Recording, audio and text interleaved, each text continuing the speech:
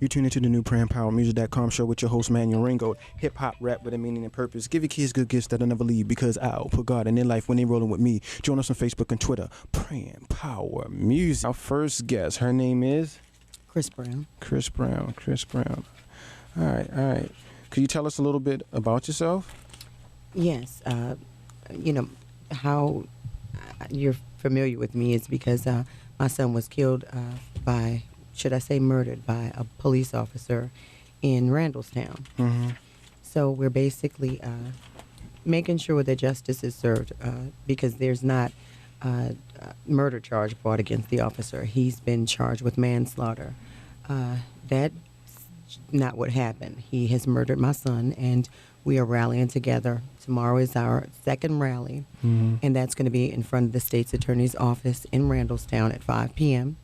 So we would like as much turnout as we can possibly get, so that we can let the state's attorney's office fully aware that we are not satisfied with the direction that things are actually going in.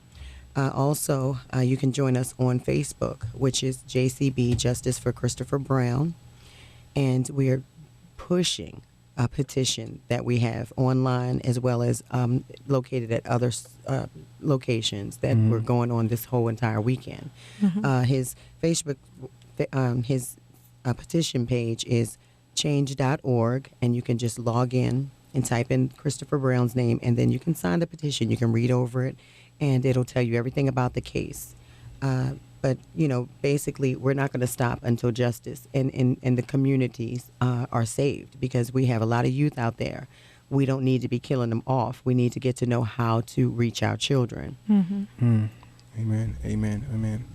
Right now, we're going to get back with you, but we're going to play a song and then get back with you on what you got going on, this rally that you have going on. Okay.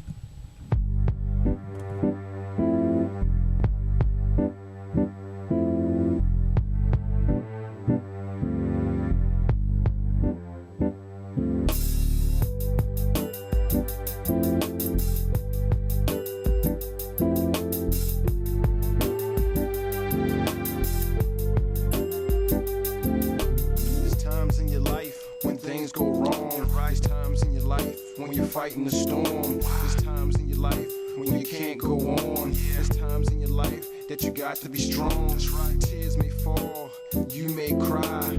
In your life, you wanna die. You keep on pushing, you give it a try. You give it your best, you give it your all. But yet still you fall. That's right. You took time out to give God a call. These things don't work. These things don't mix. You got to be strong and don't never quit. Keep your focus on God and not the storm. And believe me what I tell you, your life will go on. Keep your focus on God and not the storm. Believe me what I tell you, your life will go on. I believe. You gotta have faith in God and not the storm. And then your life will go on through the storm. Say you gotta have faith. You gotta have faith in God and not the storm. And then your life will go on through the storms. We living in the difficult world, difficult times. Living in this world where we lose our minds. In the darkest storm, it seems hard to shine. But when things goes down, he's right on time. He never did leave us, nor forsake us. Who's in control? Our wonderful maker. Peace be still, is at his will. The sun shall rise, the storm shall part. We gotta keep God up in our hearts. The way to survive, the way to live, the way to receive the blessings that God gives. The storm is nothing but a test. The storm is nothing but a phase. So keep your faith in God to see better days. Keep your faith in God to see better days. And listen to my chorus, what it has to say. You gotta have faith in God and not the storm. And then your life will go on through the storm. You gotta have faith in God and not the storm. And then your life will go on through the storms. tuned into the new PrayingPowerMusic.com show with your host, Manuel Ringgold. Hip-hop rap with a meaning and purpose. Give your kids good gifts that I never leave because I'll put God in their life when they're rolling with me. Join us on Facebook and Twitter, Praying Power Music. All right, our next guest, her name is? Melby Styles. Melby Styles. Yes. I better get it right. Yeah. All right, so could you tell us a little bit about yourself and what you're here for? Yes, well, I'm a local activist here. Also, also have a strong media platform here locally in Maryland. Okay. And a few weeks ago, I've met the Brown family and kind of connected and brought them in as my own family. Being a single mom of 6, I have 6 sons. This case, Christopher Brown's case really hit home. So I wanted to do and take my responsibility as a taxpaying citizen, as a activist, and as a media personality, and make sure as much spotlight is given to this.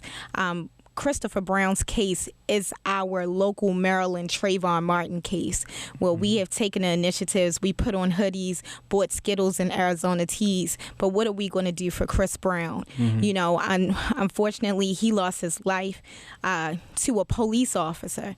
Now, I feel like law enforcement also should be alarmed, because you have one officer creating a bad stigma within the community towards all police, which puts them, they're already in harm's way, you know, trying to keep us safe, but it puts them in even more harm's way when we are in fear to be pulled over, to be talked to, or to be approached by law enforcement authority, because who knows what's going to happen.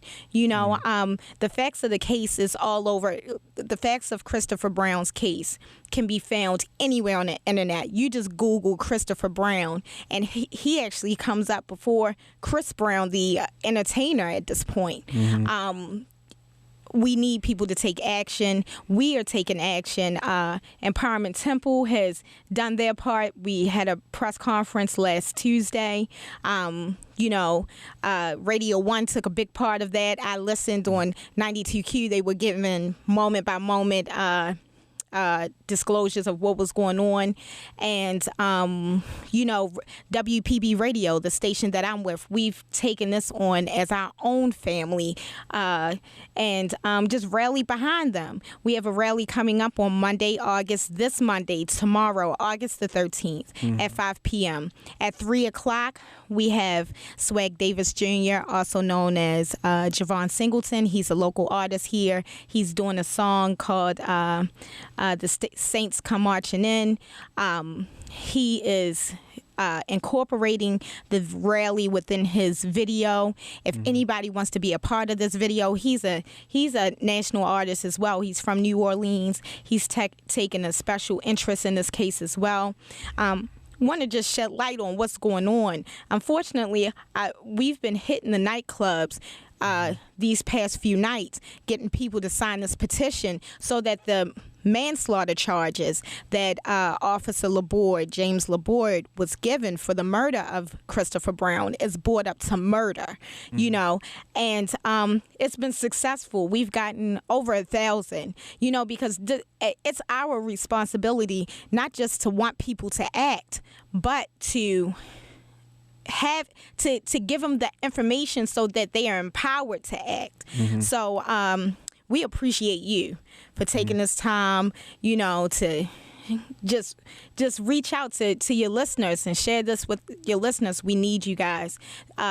September the 13th, we're going to be doing the 1,000 Family March. That's going to be, where is that, Chris? In front of this, Town Hall. Downtown at the Town Hall. Yes. And we want all families. Or is it's City Hall, I'm sorry. all of that information, we'll get that back to you, but you can follow us on Justice for Christopher Brown on Facebook to get the updates. The updates will also be on change.org under Christopher Brown's petition, Justice for Christopher Brown. The biggest thing is that we want at this moment is a few changes that we are trying to make through change.org. Mm-hmm. The first one is to bring the manslaughter charges up to murder. Mm-hmm. Second, we want the police protocol to be changed, and Chris can talk more about that. We're working together with Jill Carter, which is working with Felicia Bonds. She got that law passed, and she's doing the same thing with Christopher. Is that stronghold should not be tolerated. There should not be a part of the police training. If it's taking the any restriction away from asphyxiation, it cannot be, because he couldn't bring them back from that. And a lot of officers aren't trained. So the proper training of officers, from what our taxpayers' dollars are doing, we should actually be demanding proper training. And every time we see that it's not going in that factor, we need to pull back. We need to pull them back, and we need to get counseling and different things for officers. But for real, that particular night, any officer that has a murder take place when they're under investigation, they need to be taken down. They need to be prosecuted just like any other citizen. They need to be screened. Screened. Because if I was working for toxicology McCormick, right, and that has to be done. That should be just automatic, and none of that was done. So I do believe that's where we're trying to find legislation and laws. We're not looking for loopholes anymore. We need them to abide by the law as well. Right. Yeah. Because, I had a lot of experiences with that, in my young age and stuff like that. Me and my brother, we got into, it was some things that was going on, and the cops came, put a gun to my brother's head. Nothing was done wrong. Right. They put a gun to his head, told him go on the ground and get on the ground for no reason. They put us in handcuffs behind our backs and then kicked us in the waist, and we looked up and sprayed in our eyes with mace. For no reason. Right. This stuff has to go. This has to get under control. Yeah, and this is the way I'll be thinking, is that how they treat people like they never was in that position before. Right. Give a brother another chance, just like God gave you. Right. And that's what I believe in. Is second chance. Second chance. But sometimes they forget. Sometimes they have been, because you believe it or not, and I'm connected with several officers. Some of them lived that street life before they came onto the force and put that badge on. Yeah. And sometimes they seek out vengeance through that badge. So when we talk about backgrounds and screenings, before you even allow somebody to carry a gun and a badge. And the unfortunate thing in Chris's case, Chris was not shot. Chris was not beaten. He was choked to death. So to choke someone to death means to squeeze the life I got to correct someone. When I looked at my son, he was beaten. He was beaten first, and even the neighbor had talked about, I saw your son being beaten. I heard him scream out for help. And I'm like, so what part did you play in it? Parents, neighbors, we need to wake up. We need to get involved. It takes a village. It does, because if the neighbors just would have just said, "Hey, what are you doing?" It might have stopped the mindset of that particular officer that night, and he might have been alive today. We need to stop pretending like, okay, it's not my child. It's somebody else's responsibility. Guess what? My son today, it could be your son tomorrow. Yes. And we're our tears that are on my face and on a daily basis. I truly want to help another family that won't have to go through this. And you know what? I think if we did more of that, so we can stop the pain of other people, we would make some differences. Yeah, definitely. I mean, Christopher was a sacrifice. He was a sacrifice to turn the light bulb on. And I think everything, me and Chris talked about this, nothing happens by mistake. Right. She has not even been able to mourn the death of her son yet, because she is on a day-to-day ongoing fight to get things changed. She has not. I have not seen her. I've cried in front of her more than she's cried in front of me.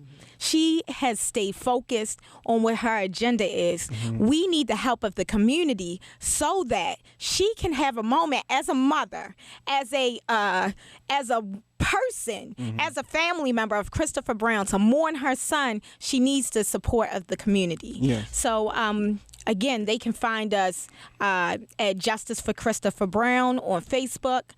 They can go to change.org. Just type in Christopher Brown. You can go on YouTube. There's some videos on there for Christopher Brown. Join us at the rally tomorrow, Monday, August 13th, 5 p.m. Towson Courthouse. It's the State's Attorney's Office, 401 Bosley Avenue, Towson, Maryland.